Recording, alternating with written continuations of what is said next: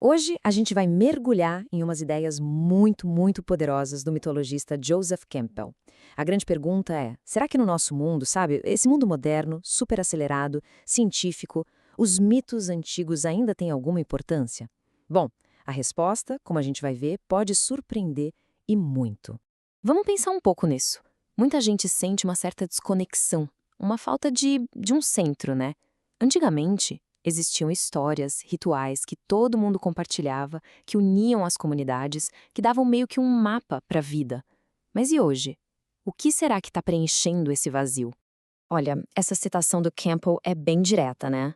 O que ele está dizendo, na real, é que as manchetes que a gente vê todo dia, a violência, a confusão toda, são um sintoma. Um sintoma de uma sociedade que perdeu seus rituais que tinham significado. Aquelas cerimônias que guiavam as pessoas pelas fases da vida meio que se foram, e a gente está vendo o resultado disso. Então, o ponto principal é este. A gente está vivendo num mundo desmitologizado. Sem essas grandes histórias para nos dar uma base, as sociedades podem acabar se quebrando. As pessoas começam a criar as próprias regras, as próprias tribos, e muitas vezes entram em conflito umas com as outras porque não existe mais um mito que una todo mundo a algo maior. Mas o Campbell não só apontou o problema, ele também mostrou um caminho para a gente reencontrar esse sentido.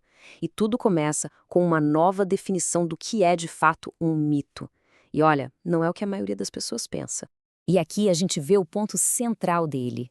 Um mito não é uma mentira, uma historinha falsa. Pelo contrário, o Campbell via o mito como um mapa, uma pista para as possibilidades mais profundas da experiência humana, para aquilo que a gente é capaz de sentir e de conhecer por dentro. E essa aqui é a chave de tudo. A busca não é por uma resposta intelectual, um sentido pronto. A busca é por sentir o que o Campbell chamava de o enlevo de estar vivo. Sabe, ter aquelas experiências que tocam a gente tão fundo que fazem a gente sentir a maravilha que é existir. Os mitos, segundo ele, nos dão a estrutura para viver isso. Vamos seguir em frente para ver como isso se desenrola. Porque essas estruturas dos mitos, elas não estão só em textos antigos. Elas estão por toda parte, bem na nossa frente, mesmo que, muitas vezes, elas já tenham perdido a força.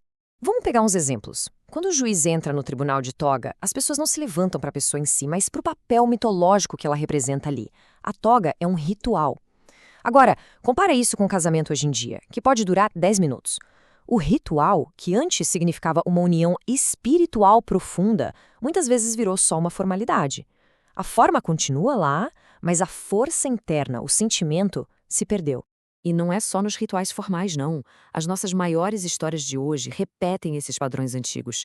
O Campbell viu em Star Wars a jornada clássica do herói. O Luke Skywalker não está buscando poder para ele mesmo.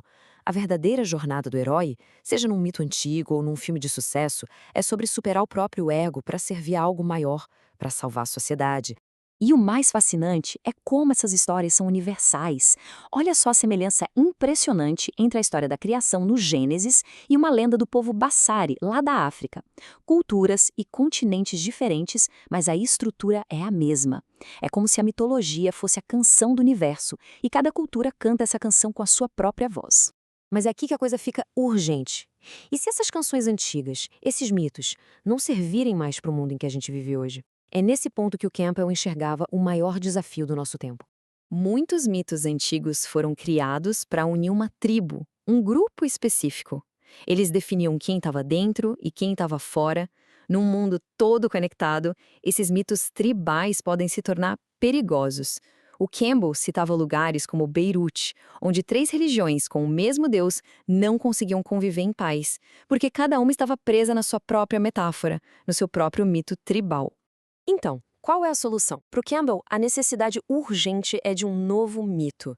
Um mito que não seja para uma tribo ou para uma nação, mas sim para o planeta. Um mito para a única comunidade interligada que todos nós formamos hoje. Essa ideia de uma consciência planetária não é exatamente nova. Ela está expressa de uma forma linda nessas palavras do chefe Seattle. É a compreensão de que somos parte da Terra, não donos dela. Que cada pedaço da natureza, dos animais, ao ar e à água, está ligado a nós. Essa seria a base para a mitologia do futuro. Tudo bem, a ideia de um mito para o planeta é grandiosa. Mas como isso se aplica à vida de cada um?